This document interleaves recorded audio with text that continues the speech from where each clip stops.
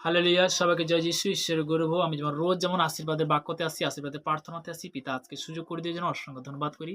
তো আমি প্রার্থনাতে যাব। সর্বশক্তিমান ঈশ্বর পিতা, তোমার মহানামে ধন্যবাদ করি পিতা। স্বর্গপিতার সিংহাসন পিতে পাদে তোমার চরণ তলে প্রভু গো।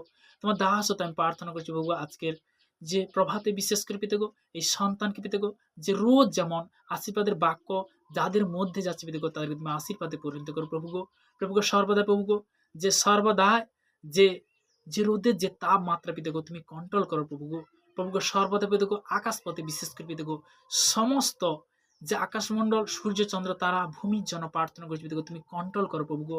হার ভূমিকম্প থেকে তুমি রক্ষা করো প্রভুগো সর্বদা আমরা পাপী প্রভুগো, সেই পাপ থেকে পরিত্রাণ করার জন্য পিতেগো, উদ্ধার করার জন্য প্রভুগো তোমার একমাত্র পুত্র সেই মহান যে যিশু গুরুকে তুমি পাঠিয়েছো প্রভুগো আমাদের উদ্ধার করার জন্য প্রভুগো। তোমার সেই একমাত্র পুত্র নাম নিয়ে পেতে গো প্রার্থনা করছি পিতে গো। তোমার বাক্যে বলে গেছে পেতে গো, আদিতে বাক্য ছিল, বাক্যে পিতা পরমেশ্বর সমস্ত কিছু সৃষ্টি করেছি।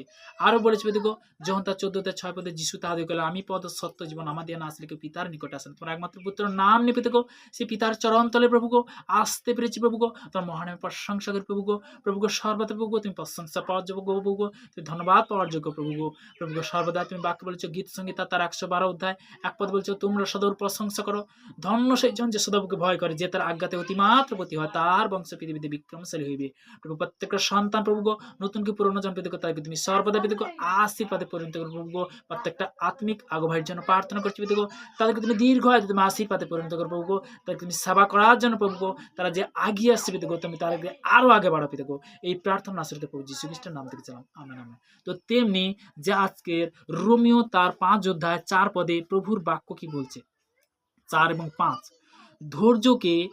ধৈর্য পরীক্ষা সিদ্ধকে এবং পরীক্ষা সিদ্ধতা প্রত্যাশাকে উৎপন্ন করে। ধৈর্য সব থেকে বড় জিনিস, যে বিশ্বাস রাখতে হবে যে হ্যাঁ আমার পিতা পরমেশ্বর আমার লাইফটাকে চেঞ্জ করবে যিশুর নামে, আমার লাইফটাকে সুন্দর করবে যিশুর নামে। বিশ্বাস যদি থাকে তাহলে তুমি কি হবে, সেখানে কি আশীর্বাদে পরিণত হবে, ফলে ফলবান হবে। আর প্রত্যাশা লজ্জাজনক হয় না। এখানে বলতে প্রত্যাশা লজ্জাজনক হয় না, যেহেতু আমাদিগকে দেওয়া পবিত্র আত্মা দ্বারা ঈশ্বরের প্রেম আমাদের হৃদয়ে সে চিহ্নিত হইয়াছে। ঈশ্বরের প্রেম কি চিহ্নিত হয়েছে, হালেলুয়া। তো তেমনি ঈশ্বরের প্রেম হল বলতে কি সুন্দরতা, হালেলুয়া। তো তেমনি বলতে কি আমি লাস্ট প্রার্থনাতে যাব।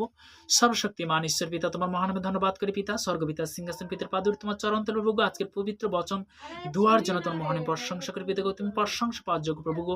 এই প্রার্থনা আশ্রয়তে বলছি শ্রীকৃষ্ণের নাম থেকে চালাম, আমেন আমেন আমেন। সবাইকে জয় যিশু।